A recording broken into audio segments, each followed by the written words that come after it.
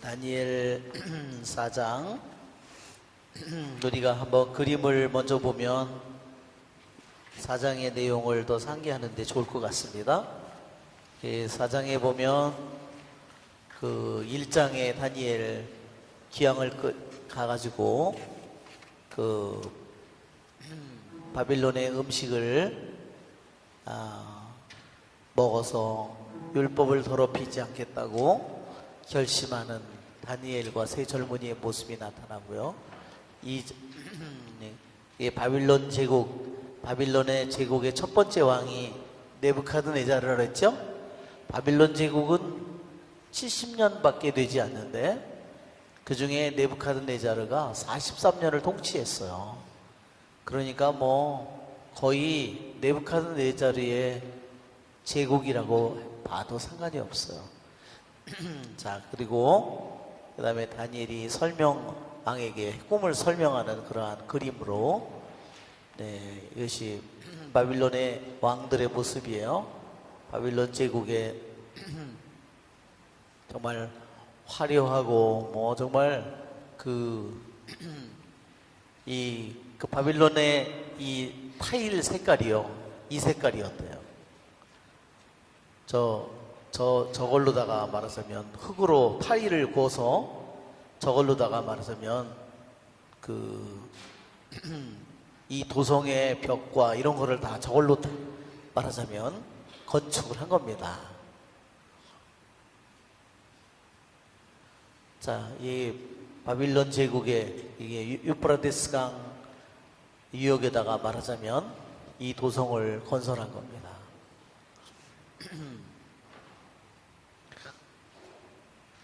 이것은 행인 가든이라는 위에 이렇게 말하자면 이 사막지대에 저 몇 단으로 된 말하자면 폭포가 쏟아져 내려오고 짐승들이 실제로 사는 이러한 정원을 저기다가 모든 이 물을 이렇게 끌어올려서 저런 것을 만든 거죠. 세계 7대 불가사의 중에 하나라고 하는 겁니다, 이게.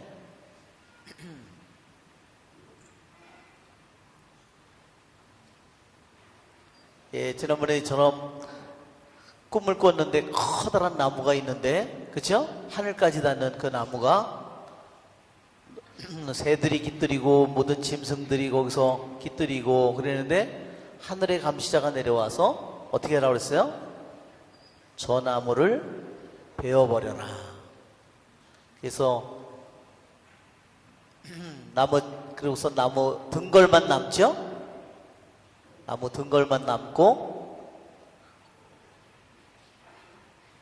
그래서 이걸 꿈을 꾸는,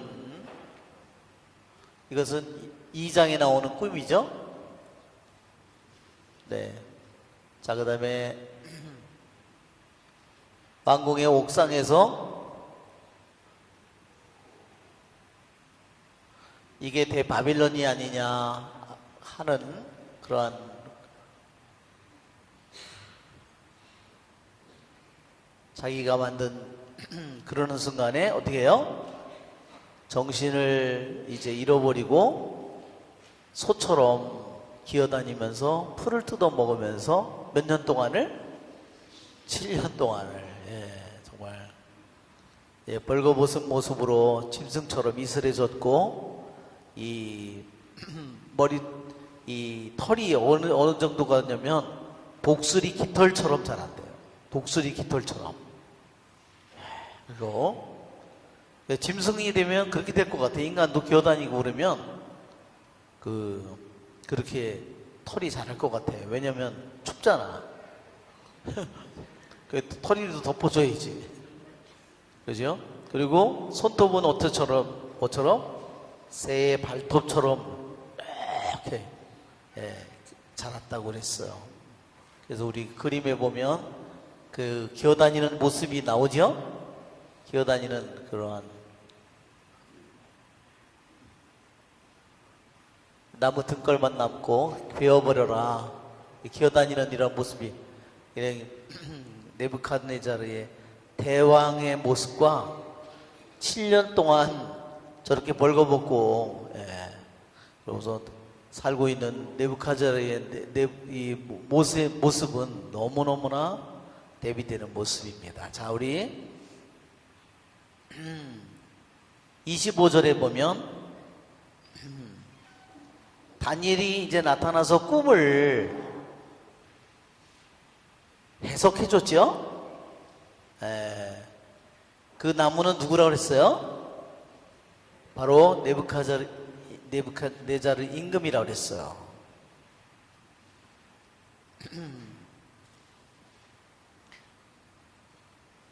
이제 지극히 높으신 분의 결정이라고 그랬어요. 임금께서는 사람들에게 쫓겨나 22절 들짐승들과 함께 사시겠습니다. 소처럼 풀을 드시고 하늘의 이슬에 젖을 겁니다.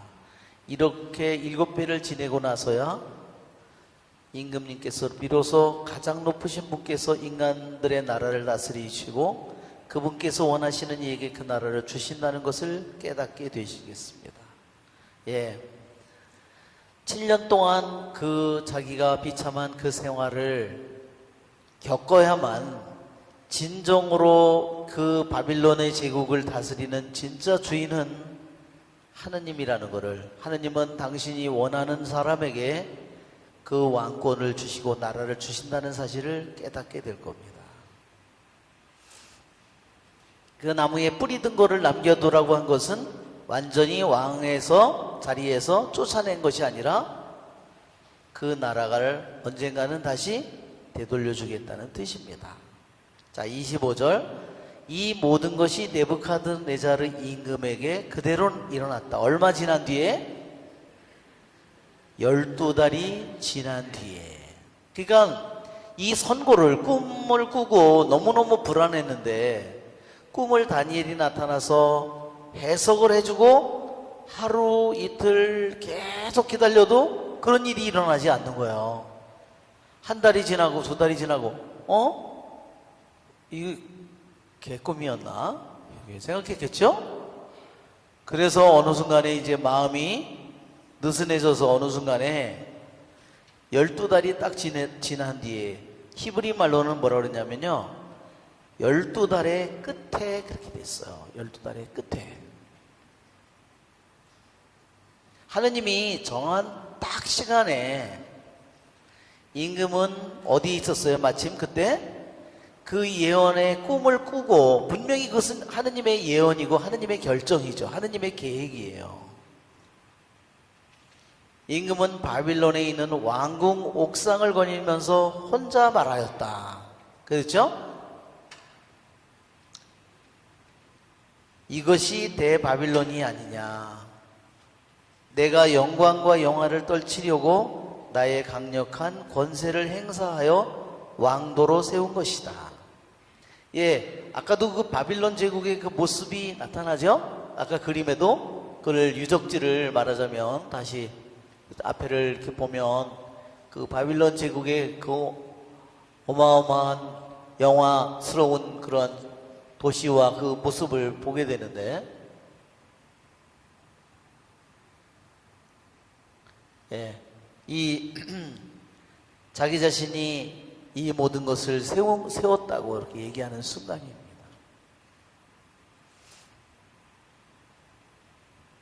예, 누가 세웠어요? 내가 세웠다고 그랬어요. 나의 강력한 권세를 행사하여 왕도로 세웠다.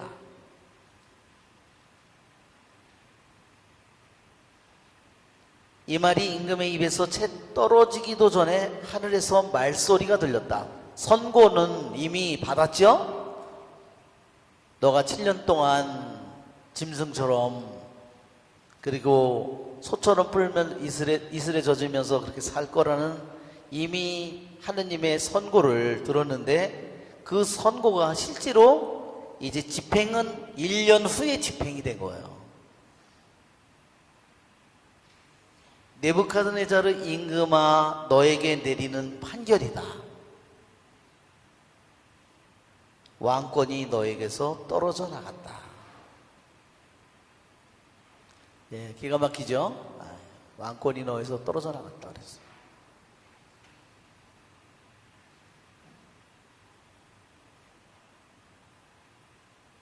우리들에게도 어떤 때는 어떤 우리에게도 또 말하자면 나의 일생에도 언젠가는 건강이 더 이상 나에게 주어지지 않고 건강이 떨어져 나갈 수도 있겠죠? 내가 소중하게 생각하는 모든 것들이 나에게서 떨어져 나가는 순간들이 하나하나 오겠죠? 너는 사람들에게서 쫓겨나 들짐승과 함께 살 것이다. 그래서 너는 소처럼 풀을 먹을 것이다.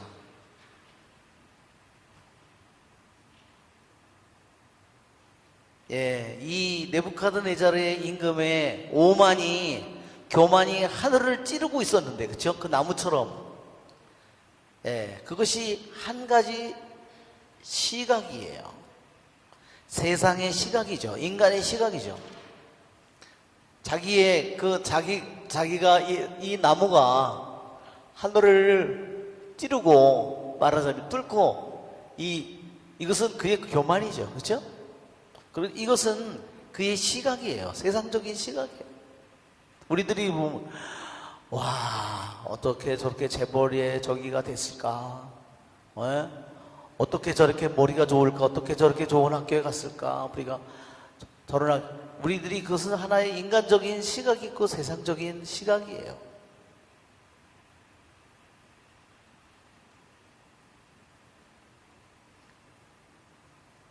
하느님이 제일 싫어하는 것은 뭐예요? 교만이죠? 네, 교만이에요. 이 모든 것에 뿌리까지 뿌리까지 다 쳐버린다면 완전히 끝이죠? 그래도 얼마큼 남겨놨어요? 요만큼 남겨놨어요. 등골만 뿌리하고. 예. 그러니까 아직도 하느님이 그에게 기회를 준 거예요. 정말 얼마나 처참했을까요? 이렇게 한없이 그가 점점 교만해져서 한없이 끝까지 올라갔는데 온 세상 끝에서도 다 볼 수 있다고 그랬어요. 이 나무를. 그죠? 그건 뭐예요? 이 사람의 권세와 영화를 모르는 사람이 없어요. 온 세상이 다 알고 있어. 그런데 어느 순간에, 한순간에 이걸 잘라버리니까 어떻게 됐어요? 예. 처박히는 거죠. 그때 마음이 어땠을까요? 예. 내가 하던 사업을 잃으면 어떻게 돼요? 예. 남자들은 자기가 하는 사업을 잃으면 그 다음에 일어나지 못하는 사람들이 많아요. 암으로 죽거나 이런 사람들이 많습니다. 왜 그래요? 그게 모든 것이었기 때문에 그게 되는 겁니다. 하느님이 모든 것이어야 되는데 사업이 모든 것이 돼버리면 그렇게 되겠죠. 그렇죠?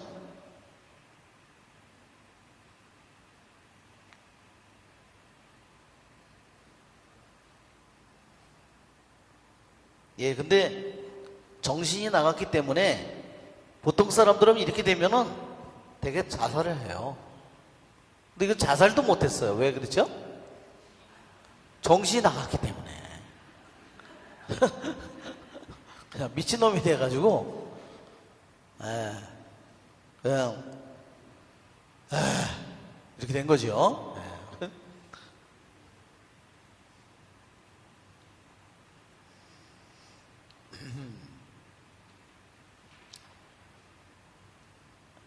자, 여기 보면 그래서 그렇게 7회를 지내고 나서야 너는 비로소 가장 높으신 분께서 인간들의 나라를 다스리시고 당신께서 원하시는 이에게 그 나라를 주신다는 것을 깨달을 것이다.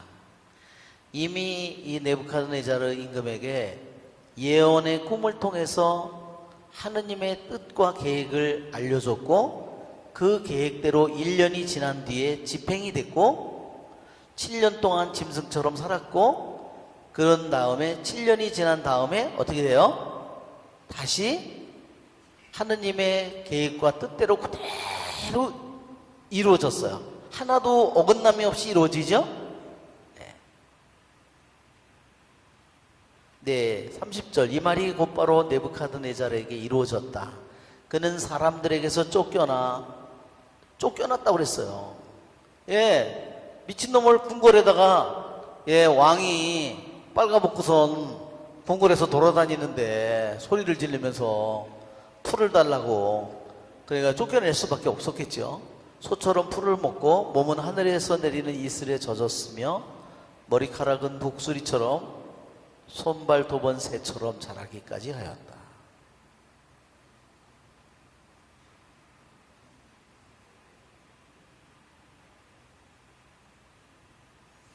기한이 찼을 때, 기한이 찼을 때도요, 아까도 보면 12달이 지난 뒤에 했을 때 12달의 끝이라고 그렇게 했죠? 기한이 찼을 때도요, 날의 끝에 이렇게 돼 있어요. 날의 끝에는 뭐예요? 하느님이 정해준 7년의 끝에, 바로 1년의 12달의 끝에 그가 하느님의 판결이 집행이 되듯이 하느님께서 말씀하신 7년이 끝나는 바로 그날에 네부카드네자르가 어때요? 7년이 아니라 6년도 아니고 5년도 아니고 딱 7년이 하느님께서 말씀하신 그 시간이 끝나는 딱 순간에 어떻게 해요? 네부카드네자르가 눈을 들어 하늘을 바라봤다. 그때까지는 왜 하늘을 바라볼 수 없었을까요? 이게 네 발로다가 짐승처럼 다니기 때문에 하늘을 볼 수 없는 거예요. 말하자면.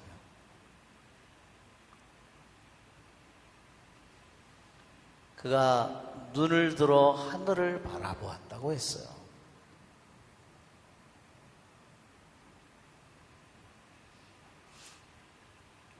그래서 눈을 들어서 하늘을 바라보는 것은 정말로 작은 일이 아니죠.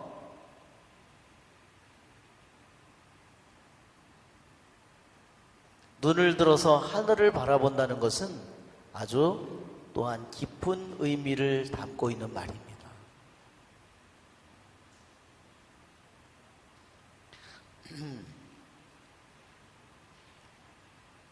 그래서 이사야 40장 26절에도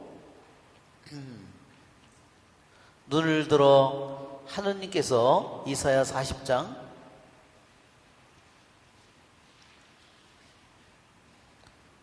26절을 보면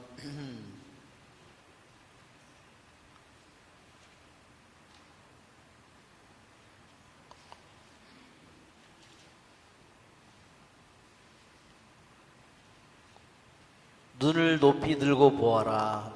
누가 저 별들을 창조하였느냐.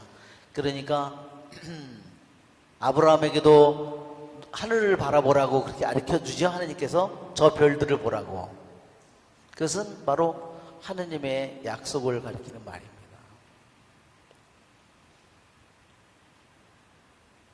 이사야 51절에도 51편, 이사야 51장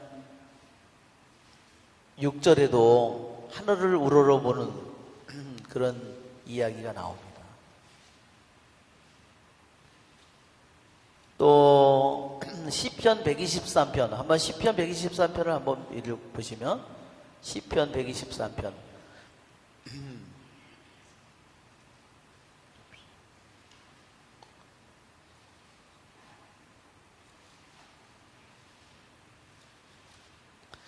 시편 123편은 순례의 노래입니다. 하늘에 자정하신 분이시여 당신께 저의 눈을 듭니다. 이 눈을 들어서 말하자면 하느님을 바라보는 겁니다.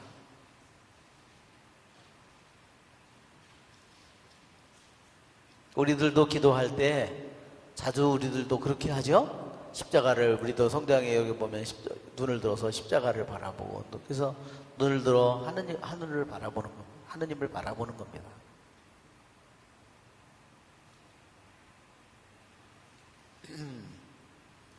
이제 그가, 이 네부카드네자르가 하느님이 없는 자신의 세계, 아주 교만한 자신의 세계, 오만한 자신의 세계, 그 세계 속에서 이 모든 것을 이룬 것이 내가 아니냐 그랬죠? 내 권세로 이 모든 것을 다 이룬 게 아니냐.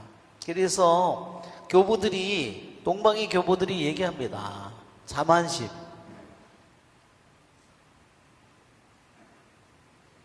탐욕, 또 뭐죠? 그 다음에 감각적인 쾌락.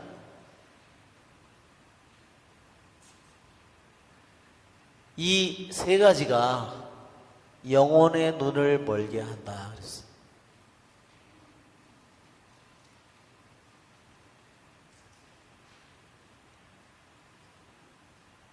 예, 감각적인 쾌락도 우리들에게, 그쵸? 우리들의 눈으로나 손으로나 입으로나 그쵸?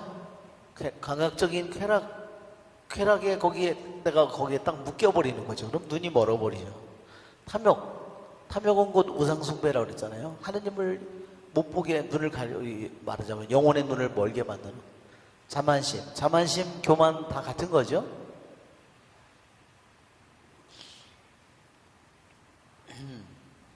이것은 아주 동방교부들이 끊임없이 말하는 거예요. 이 세 가지는. 그래서 한번 탐욕에 사로잡혀 봐요. 어떻게 되겠죠? 예, 형제도 없고 아무것도 없어요. 왜요? 예, 오직 적들만 남아있는 거죠. 예, 그렇죠? 탐욕에 사로잡히면. 물론 자만심, 교만심 똑같은 겁니다. 아무것도 보이지 않는 거죠. 자기밖에.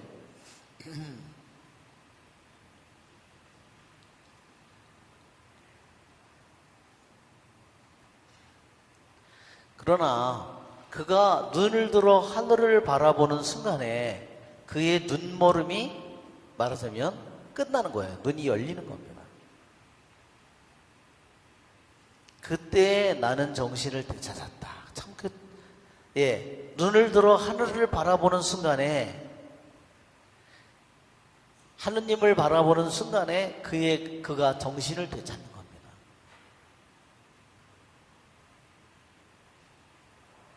우리 루카복음에도 보면 탕자가 돼지가 먹는 지엄나무 꼬투리로라도 배를 채워보려고 했지만 아무도 주는 사람이 없어요. 그렇죠? 그제서야 어떻게 된다 그랬죠? 제정신이 그때서야 들었다고 그랬어요. 그때서야 제정신이 들은 겁니다. 그전까지는 제정신이 아니라 뭐예요? 뭐에 미쳤을까요? 자, 뭐에 미쳤어요? 뭐에 눈이 멀었나요? 쾌락에 눈이 멀었어요. 그리고 그거는 감각적인 쾌락을 만족시켜 줄 수 있는 그것은 뭐예요? 돈이죠. 그것은 탐욕이죠. 이게 두 가지가 결국은 그의 눈을 멀게 만든 겁니다. 그런데 눈이 멀어서 모든 것을 다 잃고 마지막 순간에, 그러니까 이놈은 다 잃어야 돼. 그죠? 돈을 다 잃어야지 제정신이 들어요. 이 새끼는. 그죠? 이거를 아직 남아있으면 어디 갈까? 또 어디 갈 거 아니야? 여자한테 갈 거야. 찾아갈 거 아니야. 예, 그죠? 이런 영혼에게는 다 잃는 것이 축복이라는 거예요. 그죠? 그래야지 제정신이 들 거 아니에요. 완전히 이 네부칸네자르 왕처럼 완전히 바닥으로 떨어져야만 여기서의 제정신을 찾는 거예요. 여기서. 아무것도 세상에 자기가 의지할 수 있는 게 단 하나도 없다는 걸, 믿을 수 없는 게 단 없다는 걸 깨닫는 순간에 그의 눈이 열리는 거죠. 그때서야 아버지를 찾게 되는 겁니다. 그래서 여러분, 또 누가 그런 사람이 있냐면 역대기 학원 33장을 뽑으세요. 역대기 학원 33장에 이스라엘의 왕 중에서요,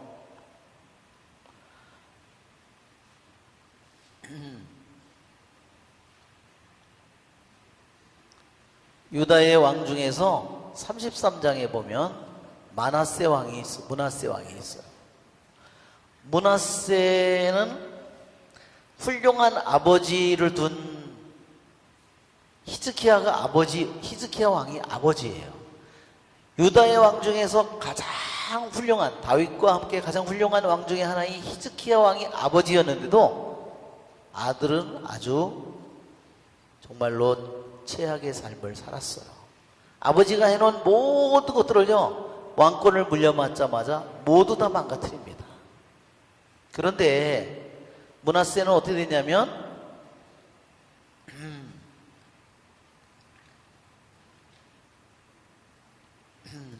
자, 10절을 읽어보세요. 주님께서 므낫세와 그의 백성에게 말씀하셨지만 그들은 주의를 기울이지 않았다.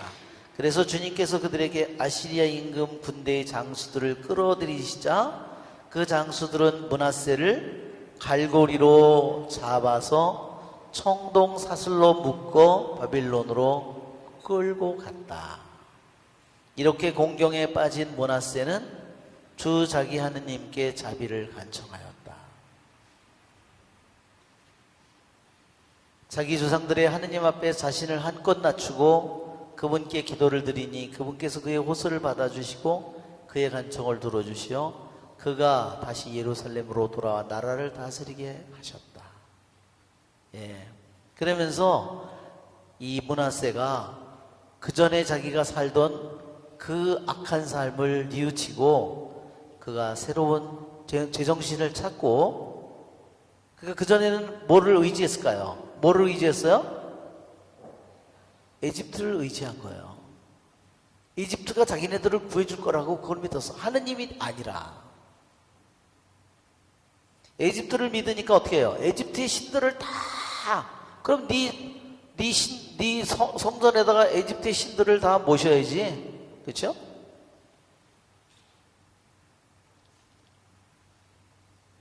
이게 믿음을 잃어버리면 결국은 이와 같은 모든 일들을 만들어버리게 되는 겁니다. 자,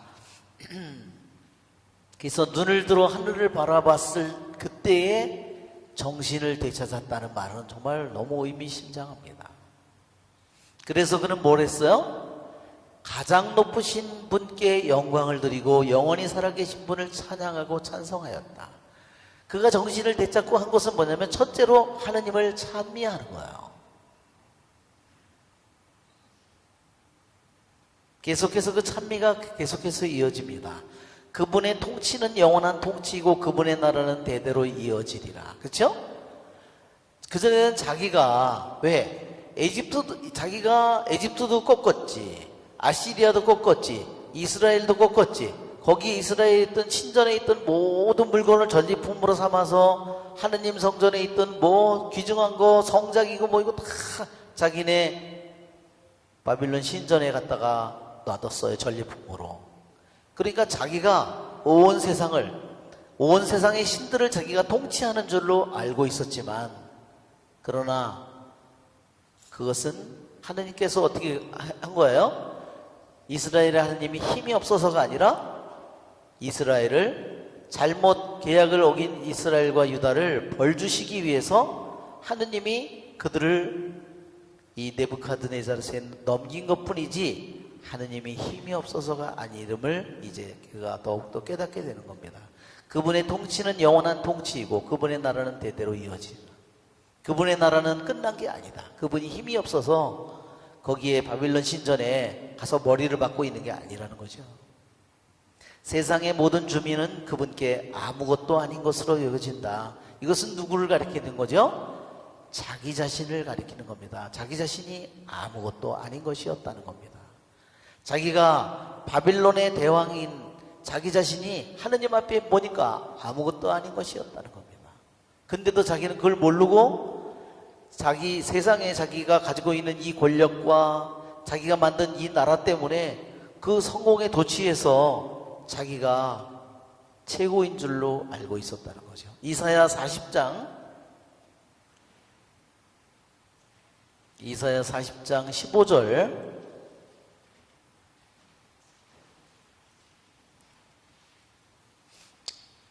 15절에 보라, 민족들은 두레박에서 떨어지는 물 한 방울 같고 천칭 위에 티끌같이 여겨질 뿐 진정 그분께서는 섬들도 먼지처럼 들어올리신다. 레바논은 땔감으로도 모자르고 그곳 짐승들은 번제물로도 모자란다. 민족들 모두가 그분 앞에는 없는 것이나 마찬가지, 그분께는 아무것도 아니며 헛것으로만 여겨진다. 그렇죠? 예, 세상 모든 것이 그분께는 아무것도 아닌 것이라고 했어요. 그런데 그는 어떻게 생각했어요? 자기가 모든 것이라고 생각했다는 겁니다.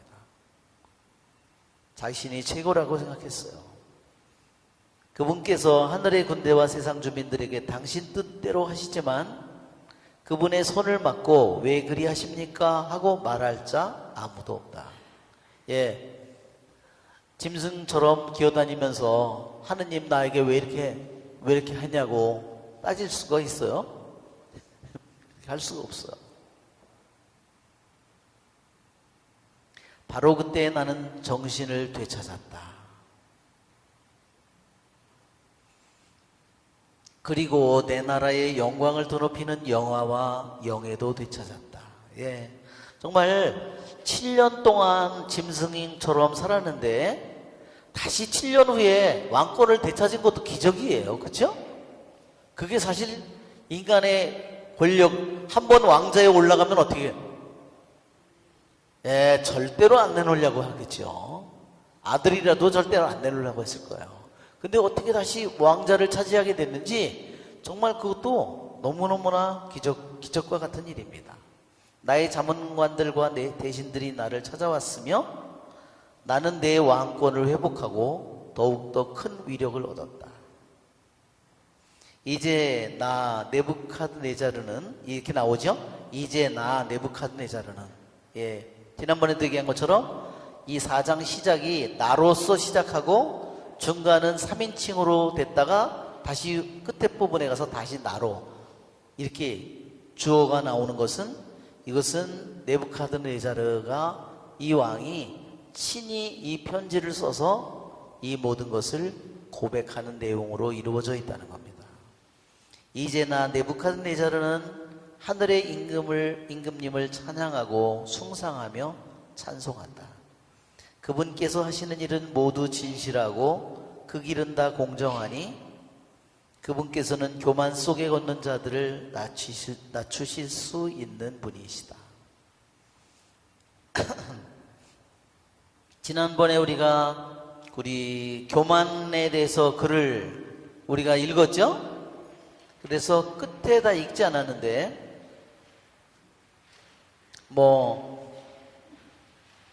오늘 또 교만에 대해서 글을 하나 더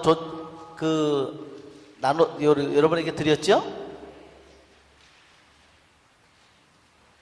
이게 교만이라고 하는 이 영혼의 이 병은 정말 여기에서 죄가 된 사람은 단 한 명도 없어요. 우리들이 이 세상에 살아가는 동안에 우리들은 누구든지 자기 자신을 가지고 있기 때문에 이 교만의 이 덫을, 이 죄악의 뿌리를 잘 우리들 자신이 이것을 살펴보고 잘 깨워서 우리들이 이것을 바라봐야 됩니다. 그래서 이 네부카드네자르를 통해서 자만과 교만, 왜냐하면 이 교만은 뭐예요? 눈을 멀게 한다 그랬죠? 영혼의 눈을 멀게 한다 그랬죠? 예. 영혼의 눈을 멀게 하면요, 하느님이 하나도 보이지 않는 겁니다. 자, 우리 오늘 글을 한번 볼까요? 우리 한번 같이 읽어볼까요? 교만은 하느님을 부인하는 것, 마귀가 꾸며낸 것, 예, 마귀의 창조물이라는 거예요. 사람들을 멸시하는 것. 예, 그러니까 우리들이 사람들을 멸시할 때, 내가 아무리 내가 사람들을 멸시할 때 우리들이 이것이 교만의 한 표시라는 겁니다. 그것은 정죄의 근원이요. 이것은 정죄라는 것은 뭐냐면 단죄예요. 여러분이 그를 단죄라고 바꾸시면 좋을 것 같아요. 단죄. 그러니까 남을 멸시하고 단죄하는 거야.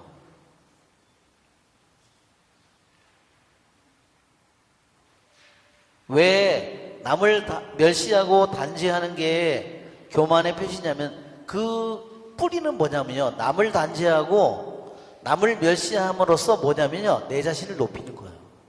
심리적으로 일어나는 일은 뭐냐면요.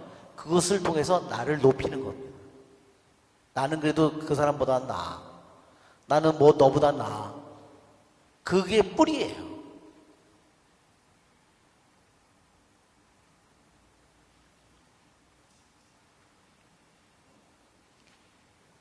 우리가 그러한 모습이 누구에서 나타나냐면, 바리사이가 그렇죠? 바리사이가 남과 비교해서 자기를 낫다고 생각. 그것이 바리사이예요. 그러니까 바리사이는 2000년 전의 사람이지만 지금도 바리사이는 내 마음속에 있는 거예요. 자기가 그거를 인정하지 않으면 자기는 이 병을 심각함을 잘 모르는 겁니다. 여기 이것은 뭐냐면 이 글은 23번째 계단이라고 그랬죠? 이것은 뭐 어디에서 나온 글이냐면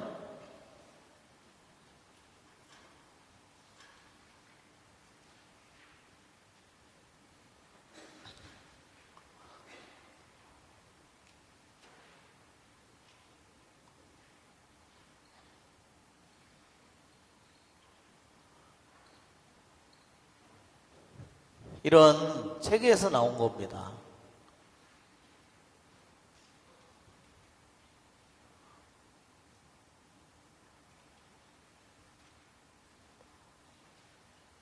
이것은 뭐냐면 거룩한 등정이라고 하는 것은 산을 올라가는 겁니다. 거룩한 등정이라고 하는 것은 무리들, 신앙생활을 하는 무리들 모두가 산을 올라가고 있는 거예요. 어떤 산이죠? 하느님이라고 하는 최고봉의 산을 올라가는 겁니다. 이게 우리들이 이 산을 오르는 겁니다. 이렇게 산을 올라가는 거예요.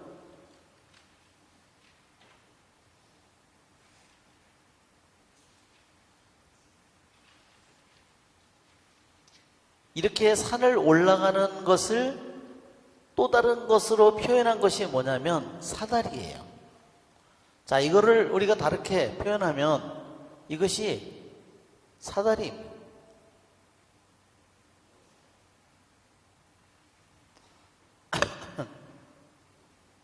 이 사다리 표상은 창세기에 보면 야곱이 도망을 가면서 꿈을 꾸죠? 어디예요? 베텔에서 하느님의 말하자면 베텔이라는 말은 벳라는 말과 엘이라는 말이 합쳐진 거예요. 베텔.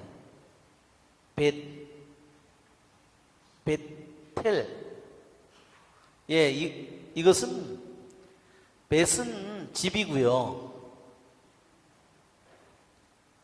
텔은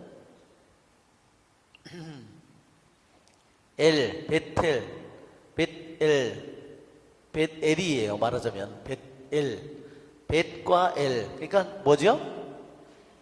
하느님의 집이에요. 하느님의 집. 엘은 하느님이고. 그러니까 거기에서 천사들이 오르내리는 사다리를 보게 되는데 요한 클리마코가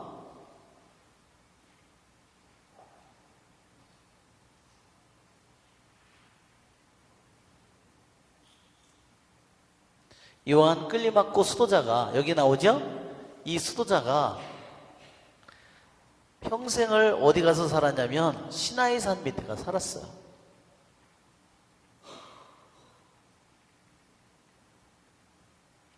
이 시나이 산 그래서 이 책을 쓴 것이 말하자면 영적인 그러니까 신앙생활을 하는 우리들 모두가 하느님께 도달하기 위해서 우리들이 계속해서 올라가야 되는 이 과정을 말하자면 영적 등정의 사다리라고 거룩한 등정의 사다리라고 표현을 한 겁니다.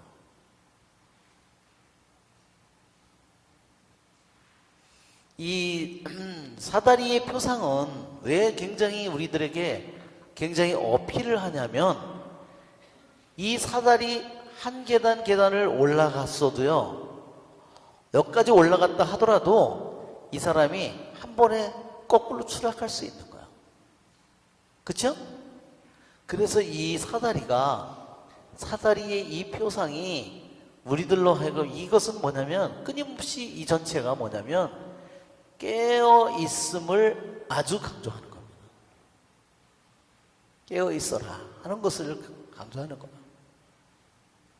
왜? 가장 여기 있는 것처럼 그림에도 보듯이 가장 높이 올라간 사람들이 추락을 할 때 가장 깊이 떨어진다는 거예요. 그렇죠?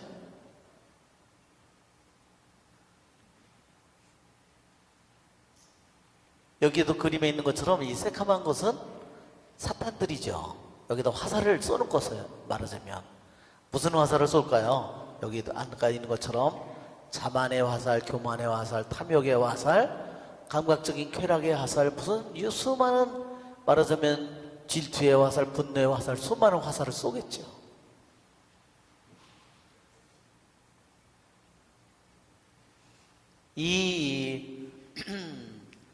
여기 보면 맨 끝에는 여기에 예수님이 계시고, 여기에 사람들이 서 있는데, 이것은 뭐냐면 수도자들이, 그리고 여기에는 뭐라고 그러냐면 계속해서 써 있는 글자가 올라가라, 올라가라, 올라가라 이렇게 돼 있는 거예요.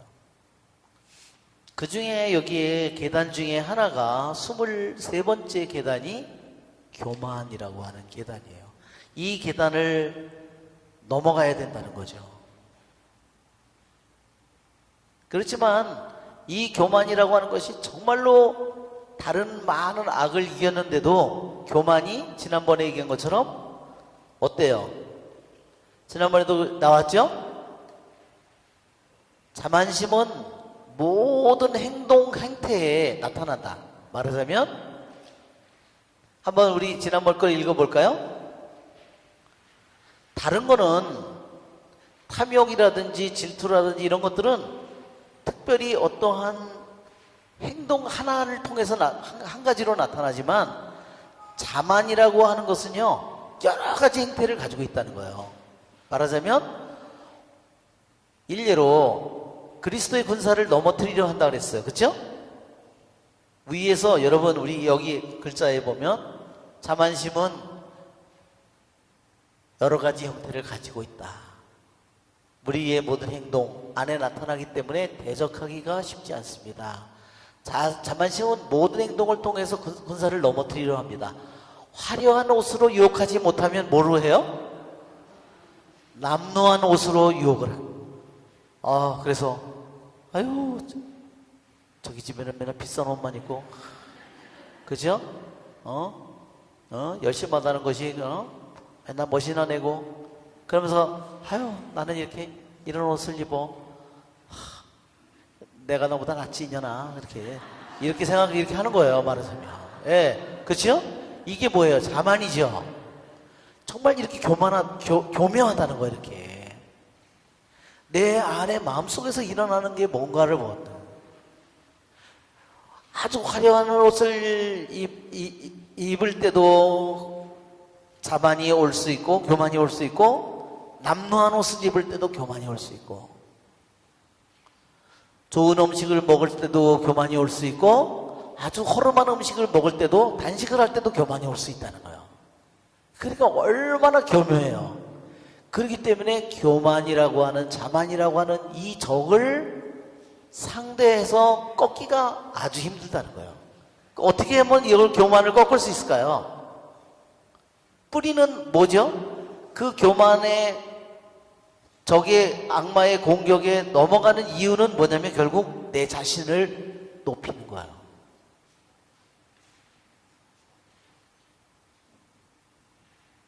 내가 나보다 나아야 내가 돼. 그러니까 이게 계속해서 있는 나는 화려한 옷이든 남루한 옷이든 좋은 음식이든 나쁜 음식, 어떤 거를 통해서도 내가 이 유혹을 이겨내지 못한다는 거죠. 이러면 아시겠죠? 구부리는 그 원인은 내 자신 안에 있는 거예요. 우리가 유창한 언변을 저 사람은 어떻게 저렇게 말을 잘할까? 예. 그런데 자신은 침묵을 지킴으로써 그래 너는 그렇게 말도 잘하고 나는 그래도 나는 침묵을 지킨다. 그럼 어떻게 해? 그것도 내적인 교만과 자만심의 도구가 된다는 거예요. 그렇죠? 그러니까 이게 얼마나 교만이라는 악마가 얼마나 우리에게 교묘한 공격을 해오는지.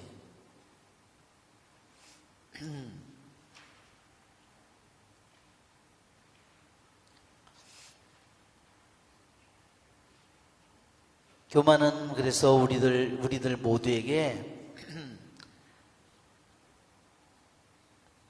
공격을 해오는 그러한 우리들의 영혼의 원수이고 적입니다.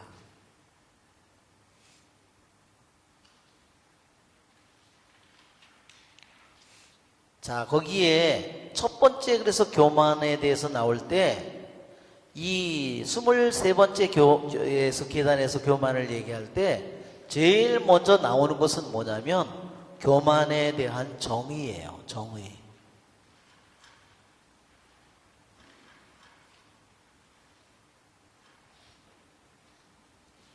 첫째로는 교만에 대한 정의.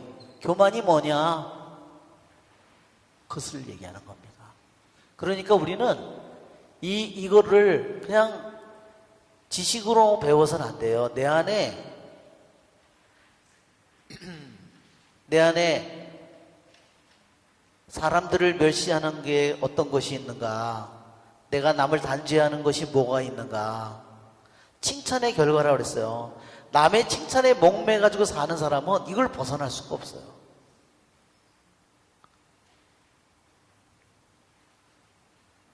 결국 남이 나에 대해서 칭찬한 거를 가지고 계속 하는 것은 그것을 되새기고 그것을 좋아하는 것은 뭐예요? 결국은 자기죠? 뿌리는 자기예요, 결국은.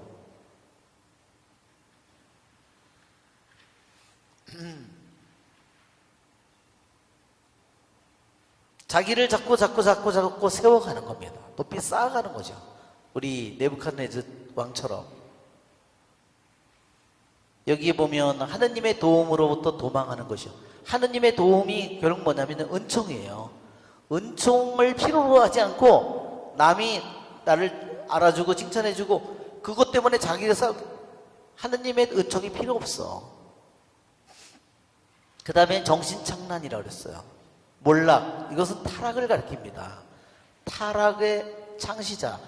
아담과 하와에게 처음 하느님께서 이 열매를 먹으면 반드시 죽는다 했지만 그 죄가 뭐죠?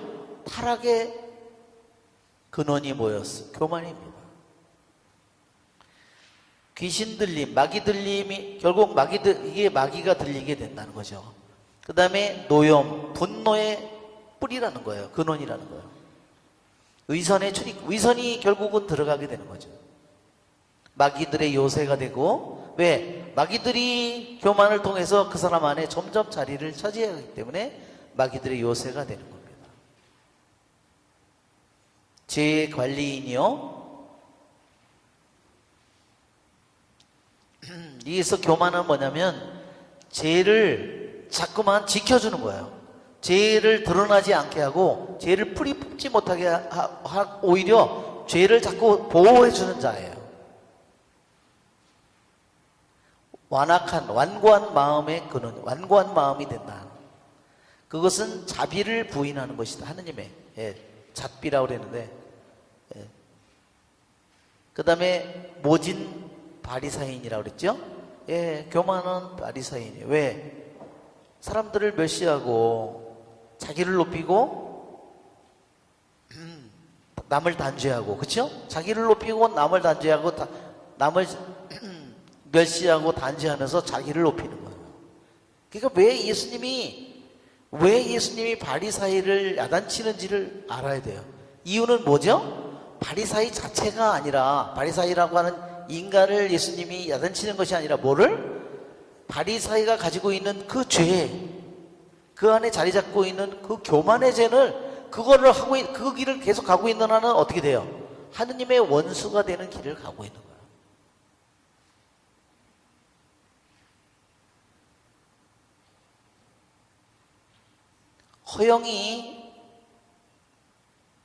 이게 허영이 뭐냐면요, 헛된 영광을 가리키는 말입니다. 헛된 영광이 떠나는 곳, 교만의 출발점입니다. 자, 이제 두 번째로는 교만이 무엇인가에 대해서 얘기하고요. 그 다음에 교만이 어떻게 시작되는지, 어떻게 점점 진행이 되는지, 어떻게 완성이 되어가는지. 이건 시작과 중간과 이것은 끝이에요. 말하자면 교만이 처음에 어떻게 시작돼서 점점 자라서 어떻게 나중에 그것이 커져서 완성되어 가는지를 얘기하는 겁니다.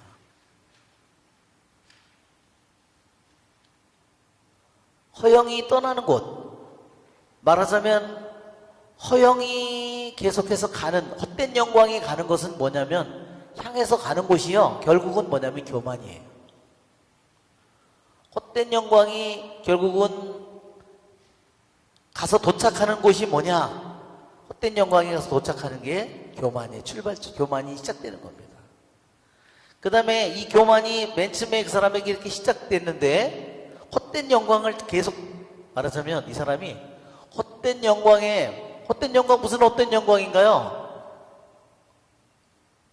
자기죠. 하느님이 아니라, 하느님이 필요 없고 자기예요. 자기를 자꾸, 남들이 자기를 알아주기를 자꾸 바라요. 남들이 인정해주기를 바라요. 이것이 결국은 점점 이게 출발점이 교만의 출발점이에요. 그럼 점점 그 다음에는 어떻게 되죠? 점점 중간 단계로 점점 발전해 간 것은 이웃을 모욕하고, 아까도 나오죠? 처음에 사람들을 모욕하고 멸시하는 거, 부끄러움을 모르고 자신의 업적을 과시하는 거, 자만, 정체가 드러나는 것을 싫어하는 것. 자기의 진짜 정체가 드러나야 되는데, 다 발각되어야 되는데 그것을 다 감추고 있는 거예요. 실제로는 말은 굉장히 아주 좋은 말을 해.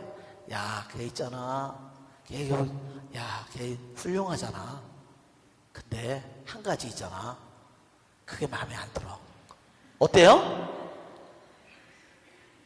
아주 교묘하죠? 야, 걔 진짜 열심히 하지? 근데 있잖아, 이래. 어때요? 아주 교묘한 거예요. 그러면 그 사람 안에 그렇게 아주 말은 그렇게 아주 그럴듯한 말로 잘 하는데 속에는 뭐가 들어있어요? 예, 그게 그래서 그 입은 버터보다 부드러워도 그 마음은 싸울 뿐. 그렇죠? 그 말은 기름보다 매끄러워도 실상은 빼어든 칼이로다. 왜요? 칭찬을 했기 때문에, 칭찬을 하고 나서 딱 한 가지 단점을 얘기하면 더 깊이 들어간다는 거예요. 그죠? 기름칠을 싹 해놨거든요.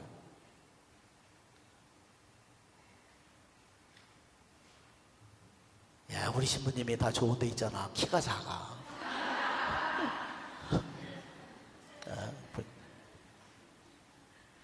하여튼 우리 이 점점 이 교만이 처음에 시작됐다가 점점 부끄러움을 모르고 자신의 업적을 자신의 과시하고, 그렇죠? 그러면서도 자기 자신의 참된 드러나야 될 것들을 갖다가 말하자면 드러내지 않는 거예요. 그리고 종착점은 뭐예요? 교만의 종착점은 하느님의 은총을, 하느님의 도우심을 거부하는 거예요. 자신의 노력을 과시하는 거예요. 하느님이 필요 없는 거예요. 왜? 하느님이 더 이상 필요 없어요.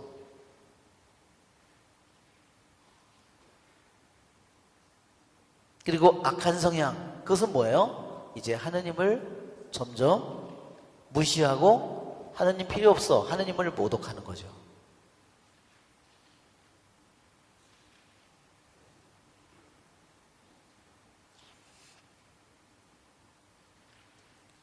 예, 우리 교만 두 줄 하니까 벌써 끝났는데, 예. 네, 우리 잠시 쉬었다가 23번째 계단이 교만이라고 그랬는데, 교만은 가장 아주 교묘한 원수의 공격이에요. 자, 오늘은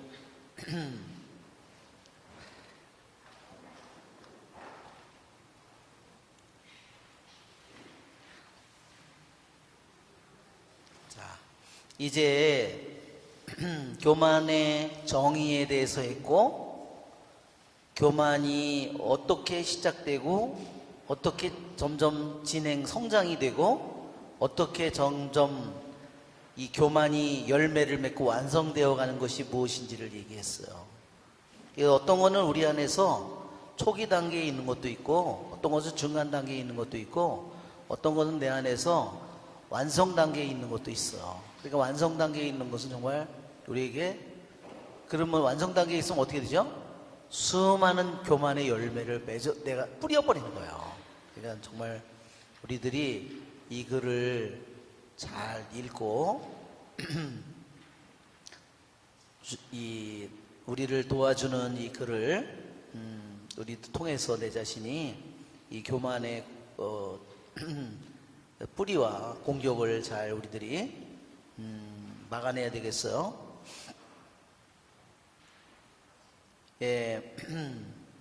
그 다음에 이제 세 번째로는 이 교만의 함정을 피하고 싶은 사람은 잘 들어라 그랬어요.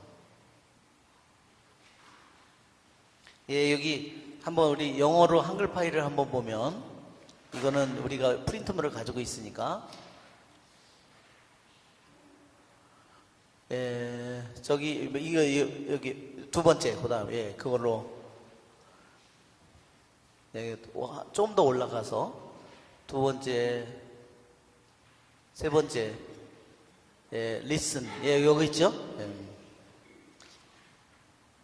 예, 번역이 자, 이 함정, 교만이라는 함정을 피하고 싶은 사람들은 잘 들으십시오. 이 패션, 이걸 패션이라고 했어요. 교만은 하나의 정념이에요. 사욕편정, 그랬죠? 지난번에. 이것이, 이 패션은, 패션 오브 크라이스트에서는 뭐예요? 거기서는? 예수 그리스도의 순환이에요. 여기서 패션은 좋은 뜻이에요? 나쁜 뜻이에요? 나쁜 뜻이에요. 여기 패션은 뭐냐면 사욕편정을 가리키는 말입니다. 사욕편정. 자, 이것도 나쁜 거죠. 이것도 삐뚤어진 거죠. 그래서 이것을 욕정이라고도 번역하고, 이거를 정념이라고도 이렇게 번역하는 겁니다. 지금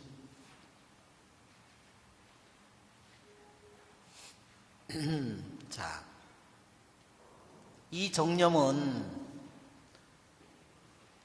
어디서 처음에 힘을 얻냐면요, 감사를 드리면서 맨 처음에는 힘을 얻는데요. 되게 웃기죠? 왜 그러냐면 바리사이가 하느님 감사합니다. 근데 그렇게 하면서 뭘 한 거예요? 결국은 자기 자신을 여기 있는 것처럼 결국은 이 자기 자신의 노력을 말하자, 여기 뭐 이것은 결국은 뭐냐면 마음속에서는 자기 자신을 영광스럽게 하는 거예요. 그러니까 올바른 감사를 드리는 게 아니에요. 바리사이가 감사를 드리죠? 저는 저 세리와 창녀와 같은 인간이 아닙니다. 예, 그렇죠? 그러니까 감사합니다. 그게 뭐예요? 뭐 때문에 감사하는 거예요? 남들보다 자기가 낫다고 감사하는 거예요. 이게 올바른 감사가 아니에요. 그래서 어떻게 된 거예요? 자기 안에 교만을 자꾸 자라도록 만드는 거죠. 그래서 그 다음에 어떠냐면, 자 보세요. 이 교만이라는 정념은 처음에는 감사를 드림으로써 힘을 얻기 시작한다. 분명히 좋은 일은 좋은 일인데, 이 사람은 좋은 일인데 뭐가 잘못됐어요? 의도가 잘못됐어요. 의도가. 그렇죠? 나는 저와 같은 인간이 아닙니다 하면서 자기를 높이는 겁니다. 그러니까 올바른 감사가 아니죠. 제대로 된 감사가 아니에요. 그래서 힘을 자꾸만 자기 안에 이게 부풀어 오르듯이, 보고가 부풀어 오르듯이 자기를 자꾸, 비참한 자기를 자꾸만 이렇게 크게 만드는 거야. 내가 저 사람보다 그래도 나아. 저런 인간보다는 내가 나아. 그러면서, 그죠? 예. 그러면서 처음에는 아주 뻔뻔하게 우리에게 하느님을 단념하라고, 하느님을 부인하라고 그렇게 처음에는 얘기를 하지는 않아요. 그 정도까지는 아니에요. 조금씩 시작한다는 거죠. 말하자면 맨 처음에는 하느님께 감사를 함으로써 자기 자신이 은근히 속에서 자기의 내적인 자기 자신을 드러높임으로써 이 교만이 시작된다는 겁니다. 그렇지만 감사를 하지만 실제로 자기 마음속에서 이루어지는 것은 자기를 높이고 자기를 영광스럽게 하는 것이다 하는 겁니다. 그런 모습이 바리사이에게서 나타난다.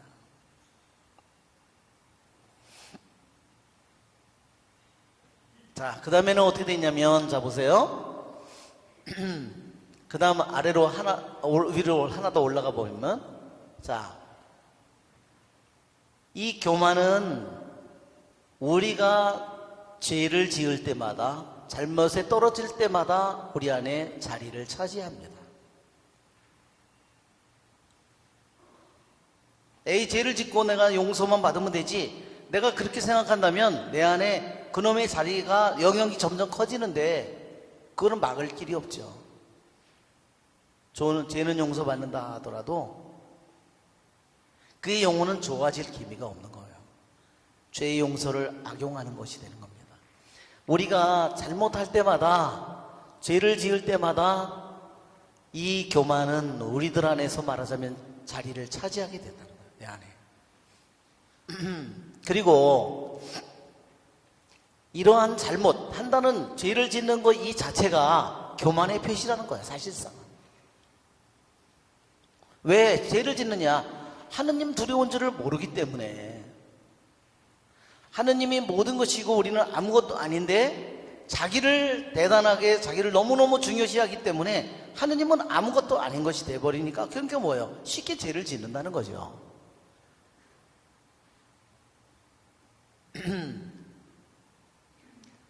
아주 경탄할 만한 사람이 나에게 한 번 말했습니다. 12개의 수치스러운 정념들을 생각해 보십시오. 그것들 중에 하나를 사랑해 보세요. 제가 말하는 뜻은 교만입니다.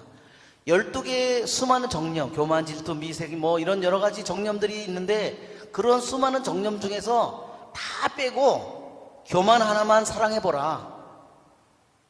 질투도 안 하고, 분노도 안 하고, 아무것도 안 하고, 탐식도 안 하고, 아무것도 안 하는데 교만 한 가지만 내가 사랑해 봐라. 그럼 어떻게 되냐? 그러면 나머지 11개의 모든 자리가 채워질 것이다. 뭐예요? 교만은 모든 것을 다 차지한다.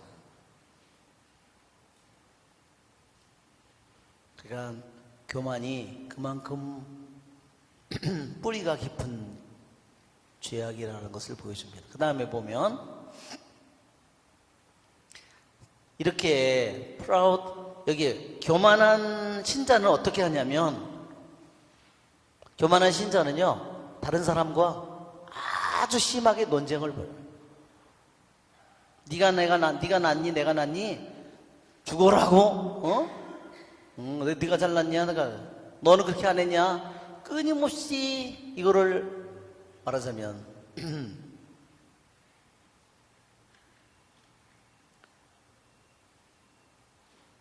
자기가 맞다고 얘기하는 거죠. 그게 뭐냐? 자기 자신을 굴복시킬 수 없는 영혼의 모습이에요. 그것은 교만이에요. 그러면 겸손한 신자는 어떻게 하냐면 다른 사람과 논쟁을 하는 것을 싫어한다는 겁니다.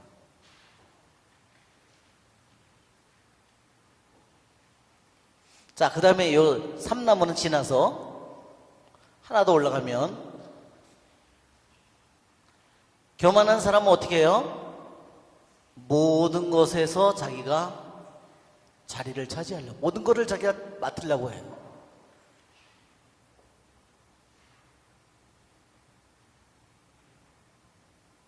근데 만약에 그 자리를 자기가 다른 사람한테 뺏겨 그럼 어떻게 될까요? 네. 그러면 he will feel lost.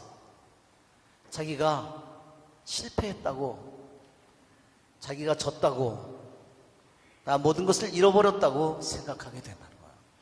자기가 모든 걸 맡아서 자기가 쥐고 흔들어야 돼.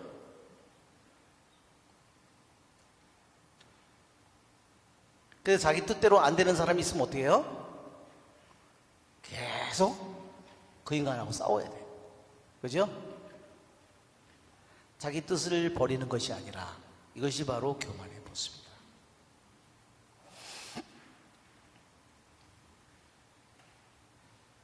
자, 그 다음에 뭐라고 돼 있어요? 하나 또 올라가 보면 또 여기 하나 그 다음에 또 올라가 보면 여기 보면 자 하나 더 올라가세요. 또 하나 더 남들이 받는 비판을 거부하는 것은 교만함을 보여주는 것이다.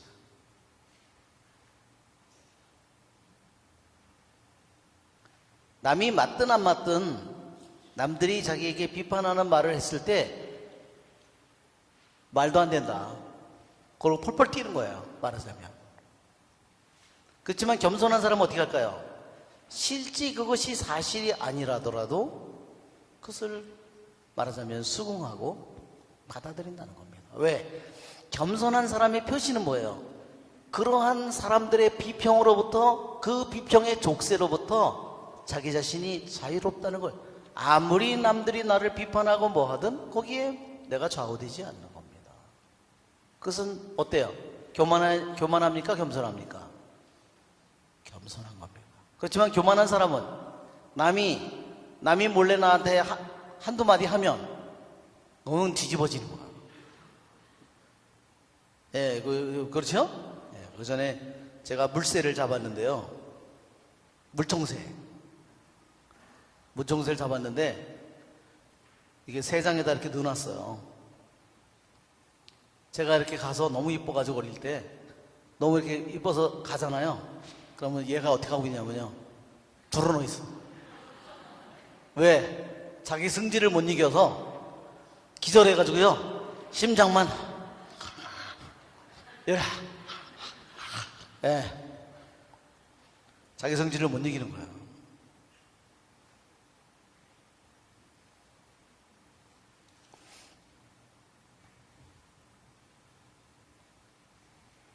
그래서 천사를 하늘에서 떨어지게 만든 것은 교만이었다고 되죠?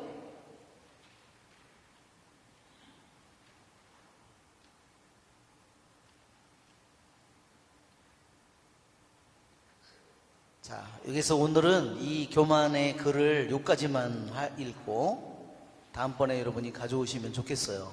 자, 이제는 우리 교부들이 이 4장을 어떻게 해석했는지 여기 4장에 보면 다니엘 4장에 보면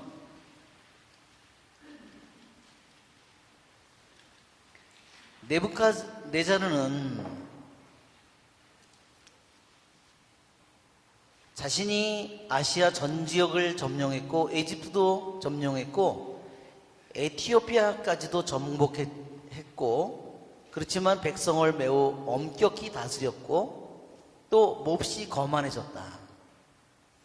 참 하느님보다 자기가 더 위대하고 힘이 세다고 믿기에 이르렀다고 했어요, 교부들이. 그리고 그 모두를 자신의 지혜와 힘으로 이루었다고 생각했다. 절대로 그렇게 생각해서는 안 되는데, 하늘로부터 받지 않고서는 누구도 그런 일을 할 수 없는 것인데, 그는 하늘에서 받은 것이 아니라 자기가 자기의 지혜와 자기가 너무나 똑똑해서 자기 힘이 세서 그것을 이루었다고 믿게 되었고, 그러한 교만에 사로잡히게 됐다 그랬어요.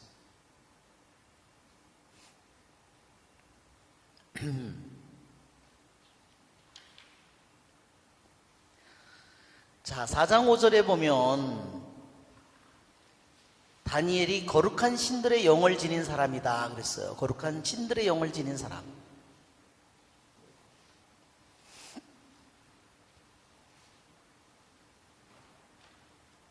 근데 교보들은 이렇게 얘기했습니다.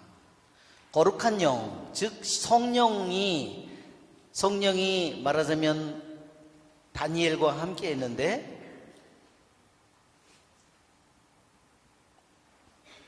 바로 이 다니엘이 악에서 정화된 만큼 그는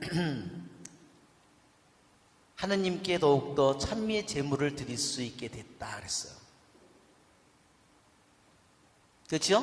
거룩한 영이 다니엘 속에 들어오려면, 그가 인간의 영, 세상의 영에, 육신의 영에 사로잡힌 사람이라면 거룩한 영이 어떻게 할까요? 거룩한 영이 꺼리겠죠? 그러니까 교보들은 다니엘이 악에서 정화된 만큼 성령의 도움을 더 많이 받게 되었고 성령을 더 많이 누리게 되었다 그랬습니다.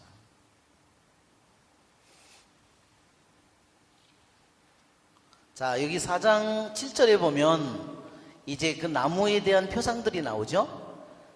높이가 엄청나게 커서 튼튼하게 자라서 하늘까지 닿고 세상 어디 끝에서도 볼 수 있고, 잎은 아름답고 열매는 풍성하다. 여기서는 이 나무의 하늘까지 닿은 높이는 무엇을 가리키냐? 네부갓네자르의 교만을 가리킨다 했어. 하늘 끝까지 닿은 나무의 높이는 네부갓네자르 왕의 교만을 뜻합니다. 네부갓네자르 왕의 생각과 영의 교만을 뜻한다. 그의 나무의 잎은 네부갓네자르의 군대를 가리키고, 나무의 열매들은 그 나라의 귀족들을 가리킨다 그랬어요. 거기에 나무에 깃들여 있는 들짐승과 새는 네부갓네자르가 정복한 민족들과 나라를 가리킨다.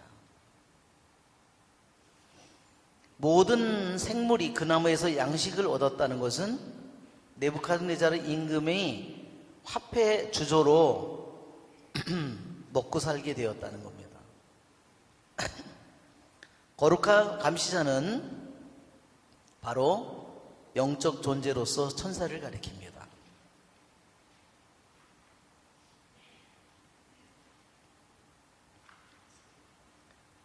가지에는 새들이 깃들이고 모든 생물이 그 나무에서 양식을 얻었는데, 가지는 네부갓네자르 임금의 통치권을 의미하고, 뿌리 등걸은, 잘라진 뿌리 등걸은 임금의 주권이 다시 회복될 것을 얘기하고 있습니다. 왜 쇠사슬과 청동으로 묶여 있냐면 통치권과 왕권이 아직 네부갓네자르에게 있기는 하지만 그 왕권을 행사할 힘이 묶여 있다는 뜻입니다. 여기 보면 4장 10절에 하늘에서 거룩한 감시자가 내려왔다고 했는데, 니니베의 이삭 교부는 이렇게 얘기했습니다. 하느님을 생각하며 밤을 보내는 사람은 그분과 같은 집에 사는 사람입니다.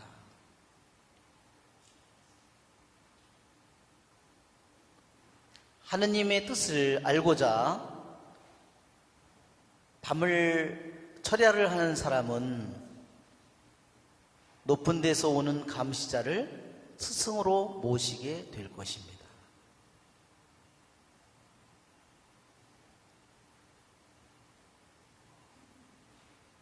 예, 교부들은 어때요? 예, 철야하는 거를 밥 먹듯이 한 사람들이에요. 그러니까 우리들이 보면 우리들의 그러니까 교부들은, 사막에 들어간 교부들은 우리들의 육신의 생활이 어때요? 이게 의식주가 육신의 생활이잖아요? 육의 생활이잖아요? 육의 생활인데, 그러면 밥 먹는 거, 예, 잠자는 거 다 보세요. 어떻게 했어요? 옷은 뭐를 입었죠? 예, 편안한 옷을 입었어요, 이 사람들이. 아주 거칠고 그런 옷을 입었죠. 그 다음에 먹는 거는 정말 최소한의 음식을 먹고 살았어요. 예, 저는 배가 나왔는데. 그 다음에 잠은 어땠어요? 철야를 밥 먹듯이 했어요. 이걸 보면 이 사람들이 오늘날 우리들이 살고 있는 모습과 왜 비교할 수 없을 만큼 이들이 영적으로 뛰어났는지를 보여주는 거예요.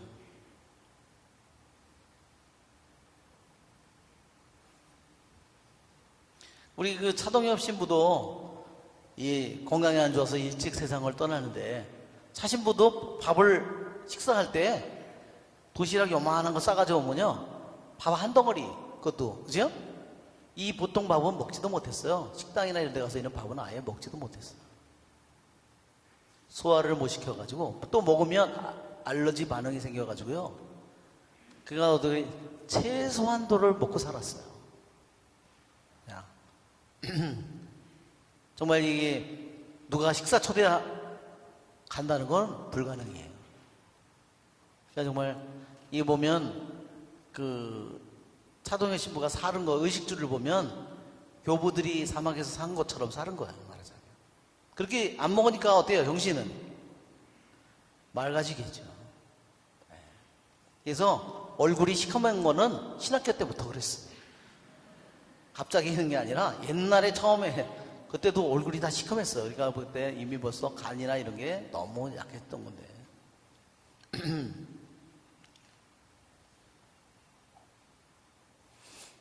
자, 자기를 4장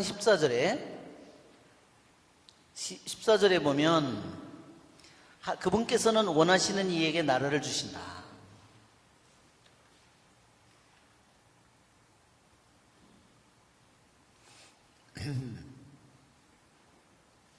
이 네부카드네자르 왕은 자기 자신을 한껏 축혀 세웠다는 겁니다. 그러한 것은 뭐냐면 실제로는 하느님께서 모든 것을 다스리시고 원하시는 이에게 나라를 주시는데, 네부카드네자르 임금은 자기가 모든 것을 다스리는 것으로 그러한 헛된 교만과 자만심에 사로잡혀 있었다는 겁니다.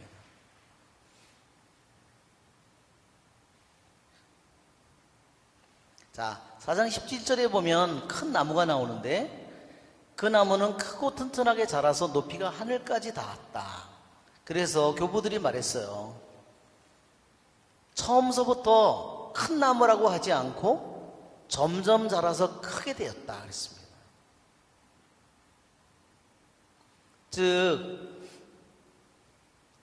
자신이 점점 네부카드네자르 왕 임금이 차차 힘을 키워갔다고 말하는 것이다. 그렇지만 그렇게 힘을 키우도록 그것을 지켜주시는 분은 누굴까요? 하느님이겠죠? 예. 자, 여기에 보면 기한이 찼을 때 12달의 끝에, 자, 25절.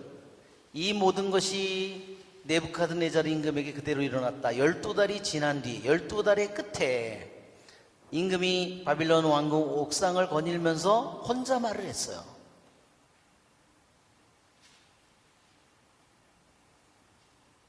이것이 내 바빌론이 아니냐. 내가 영광과 영화를 떨치려고 나의 강력한 권세를 행사하여 왕도로 세운 것이다.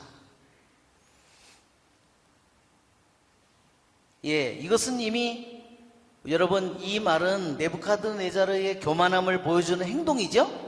말과 행동이죠?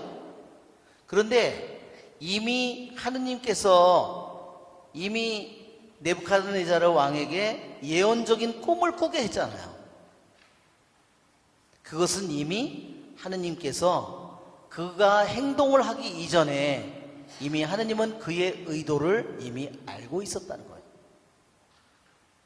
하느님은 행동뿐 아니라 구체적으로 네부카드네자르 왕이 대바빌론이고 이것이 내가 세운 거다, 그런 구체적으로 말로써 행동을 했지만 그 이전에 벌써 예언적인 꿈을 1년 전에 꿔서 알려준 것은 그의 말하기 이전에, 행동하기 이전에 그의 생각까지도 하느님께서 이미 알고 계셨고 심판하신다는 것을 보여줍니다.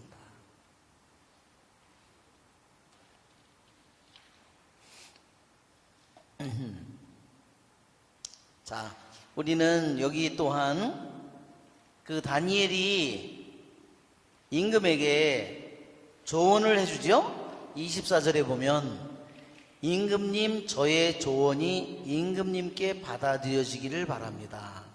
의로운 일을 하시어 죄를 벗으시고 가난한 이들에게 자비를 베푸시어 불의를 벗으십시오. 그리하시면 임금님의 번영이 지속될지도 모릅니다. 예, 네부카드네잘 임금이 왕이 가진 불의는, 물론 제일 큰 불의는 교만이에요.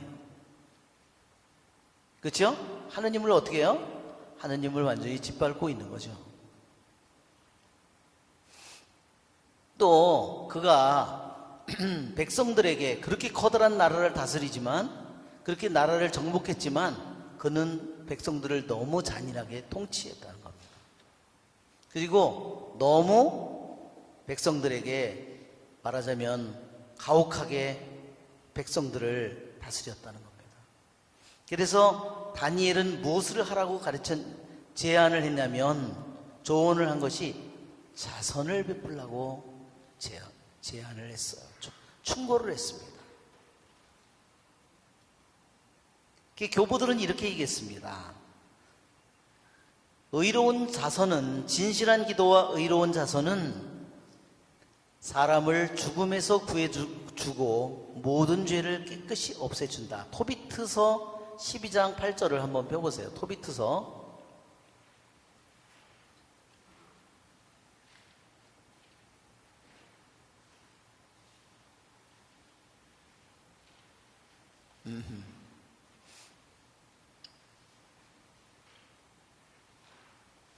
토비트서 12장 8절.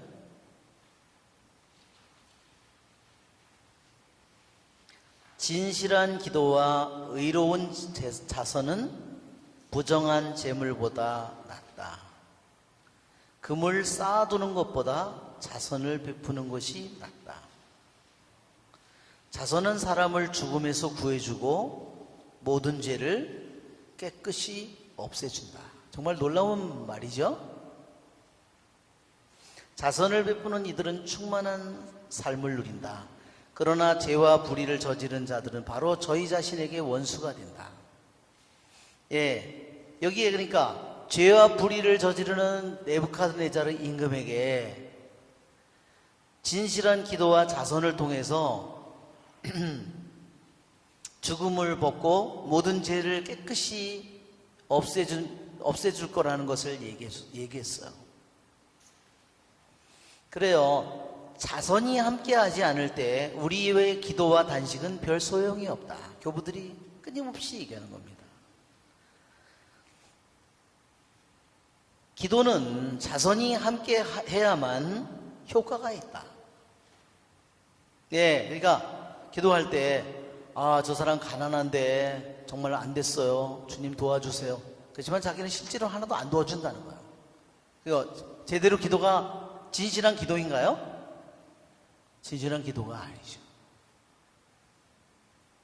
저 사람이 정말 가난해서 너무 고통 속에 있는데 집에 가서 맛있는 거 많이 먹고 따뜻하게 히터 틀어놓고 푹 쉬어 그렇게 말하는 거랑 똑같은 거죠. 그래서 교부들은 얘기했어요.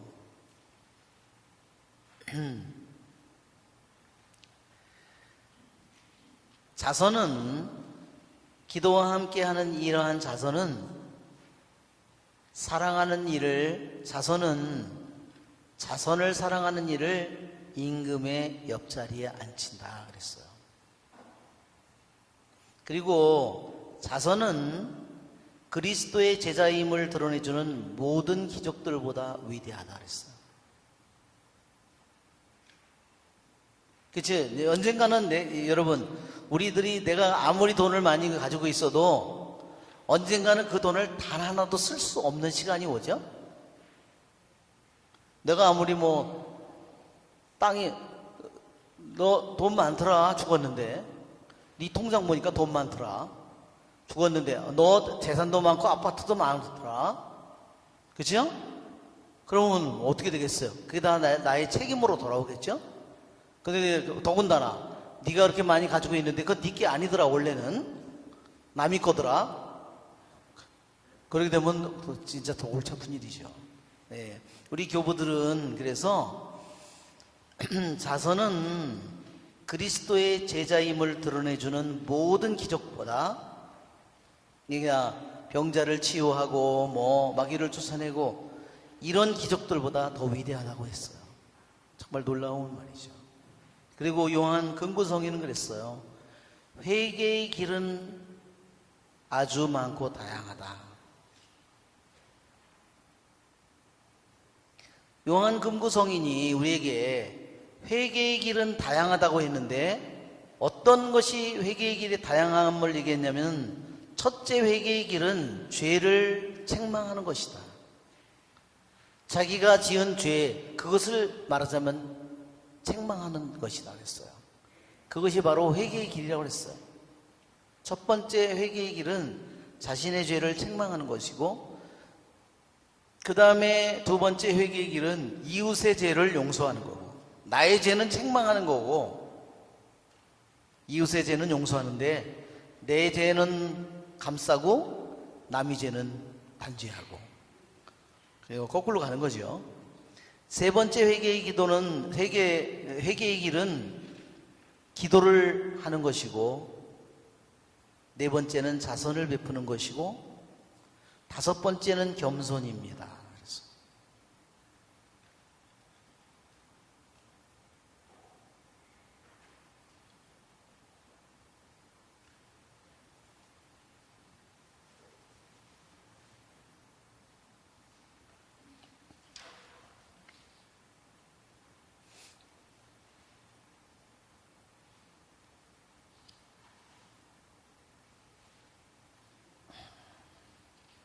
분명히 다니엘은 이 네부카드네자르 임금에게 그가 왕으로서 가진 많은 그런 권력과 많은 그러한 임금이 가지고 있는 많은 어마어마한 재산과 부와 이 모든 것을 가지고 그것을 불의를 저지르지 말고 그들에게 자선을 베풀라고 권고했지만 그의 그러한 것을 네부카드네자르 왕은 귀 기울이지 않았습니다.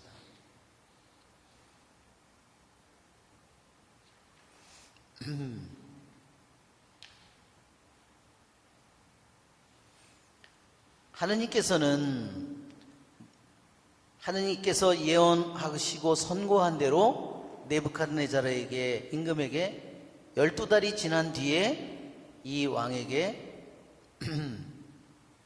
하느님의 판결을 집행하셨습니다. 그런데 다니엘은 분명히 하느님께서 7년 동안 임금이 그렇게 짐승처럼 살아가게 될 거라는 하느님의 선고를 알고 있는데 어떻게 왕에게 그 선고를 피할 수 있는 길을 얘기했을까? 그게 의문이 든다는 거예요. 그렇죠? 분명히 하느님의 선고는 분명한데 왜 다니엘은 임금이 그거를 벗어날 수 있는 길을 얘기했을까? 우리는 교부들이 이렇게 얘기합니다. 예로니모 성인이 히즈키야 임금을 보면 히즈키야 임금이 이 병에서 회복되지 못하고 너는 죽을 것이다. 그렇죠? 근데 죽어요, 안 죽어요? 왜? 그리고 그가 벽을 향해서 눈물을 흘리는 그것을 보고 어떻게 했어요? 수명을 연장해 주죠? 11개 학원 20장에 나오는 일이에요. 또 요나서에도 40일이 지나면 니네베는 무너진다고 했지만 40일이 지난 후에 니네베는 무너지지 않았습니다. 바로 히즈키야 임금의 기도, 니니베 백성의 기도로 말미암아 하느님의 선고가 바뀌었습니다. 즉 하느님께서 히즈키야 왕에게 죽을 것이다, 니네베 사람들에게 40일이 지나면 니네베가 멸망한다는 말은 어떤 일이 있어도 무조건 반드시 그렇게 된다는 말이 아니라 그들에게 회개를 촉구하는 선고였다는 겁니다. 아시겠죠? 그러니까 어떤 거예요? 그것이 집행이 될 수도 있고 안 될 수도 있었다는 거죠.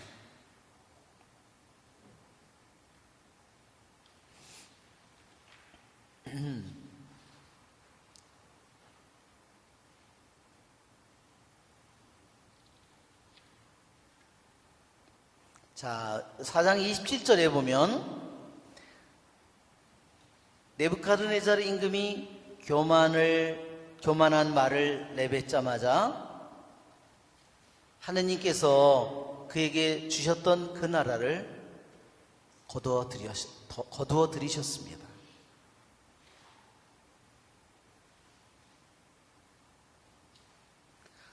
하느님은 당신의 판결대로 네부카드네자르 임금은 옥상에서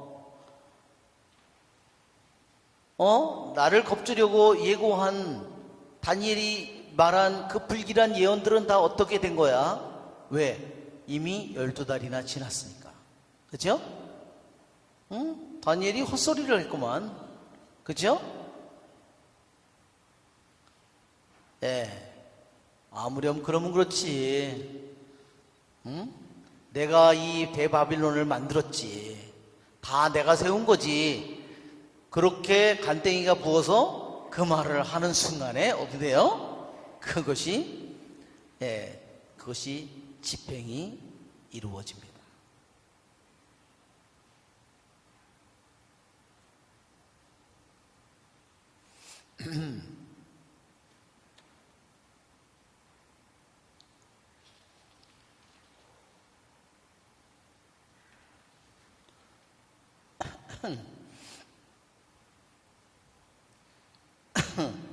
사장 31절에 눈을 들어 하늘을 알아보는 순간에 그가 임금이 정신을 되찾습니다.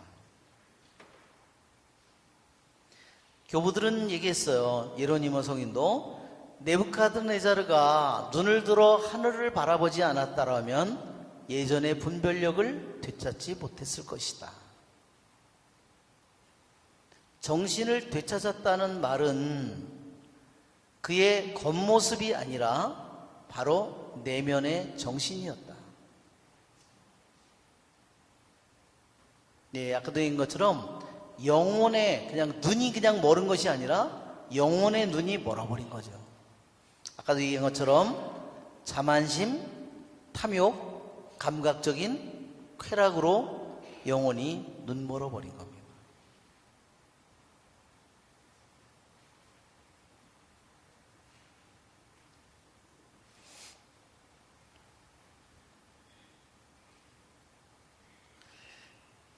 (4장 32절에) 보면, 다니엘 4장 32절에 세상의 모든 주민은 그분께 아무것도 아닌 것으로 여겨지고 그분께서는 하늘 군대와 세상 주민들에게 당신 뜻대로 하신다.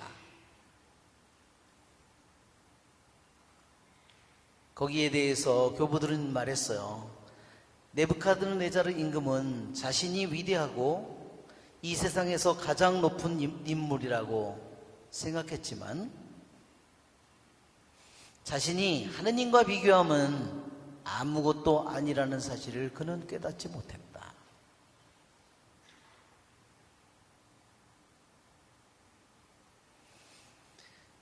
네부카드네자르 임금은 바빌론 제국의 대왕이고 바빌론의 그 영화로운 모든 도성을 또한 온 제국을 다스리는 왕이지만 그는 그런 권력을 누리고 있지만 인간으로서 그의 본성은 불안정하고 덧없는 본성을 지닌 인간이었음을 그는 깨닫지 못한 것이다.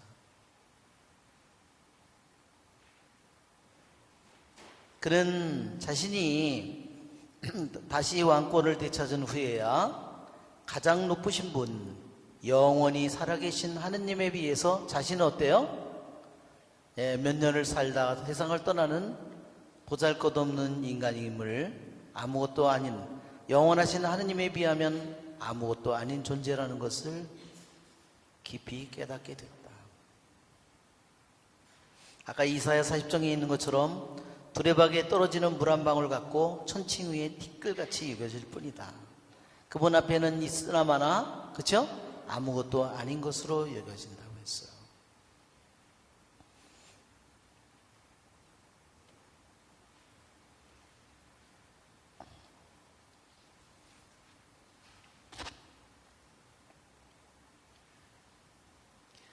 자, 우리는 이 네부카드네자르의 이 대왕이 정말 세상의 눈으로는 어마어마한 나라를 정복했고 정말 영화로운 바빌론 제국, 금상의 머리라고 그랬죠. 그렇게 화려한 바빌론 제국을 만들었다고. 우리가 이라크 있잖아요. 이라크 사람들이 지금 이 바빌론이 있는 나라가요, 주는 나라가 어디냐면 이라크예요. 이게 티그리스 강과 유프라데스 강 이 사이에 이 나라를 차지하고 있는 게 말하자면 이라크입니다. 그래서 옛날부터 이라크의 죽은 왕이 누구죠? 네, 이제 이름이 생각이 안 나는데 그래서 이라크의 그 왕들은 자신을 다 누구라고 그랬냐면 네부카드네자르의 후손이라고 항상 자랑스럽게 얘기했어요. 우리는 이 거대한 나무의 이 예언적인 꿈을 우리가 한번 생각해 보면 마태복음 13장을 한번 여러분 펴보세요. 마태복음 13장.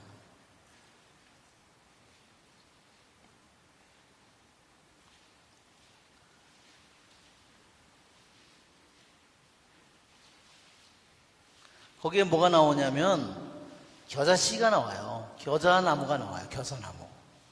여러분, 온 세상 한가운데 하늘 끝까지 닿고 온 세상 어디 세상 끝에서도 다 볼 수 있는 이 거대한 나무에 비하면 네부카드네자르의 이 나라에 비하면 예수님의 나라는 어떻게 보여요? 겨자씨의 겨자씨 나무예요. 너무 웃기지 않아요? 그죠? 하느님의 나라는 정말로 작고 정말로 겸손하죠. 그죠?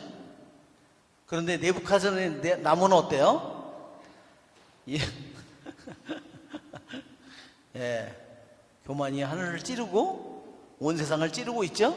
예, 이걸 보면 너무나 인간의 이 허황한 이 교만과 예수 그리스도의 이 세상에 우리를 구하러 오신 예수 그리스도의 겸손함이 너무너무나 비교돼요. 자, 우리가 한번 읽어보면 마태복음 13장 31절.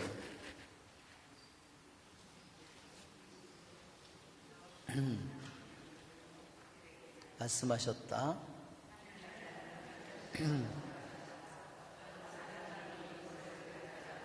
자기 밭에 뿌렸다.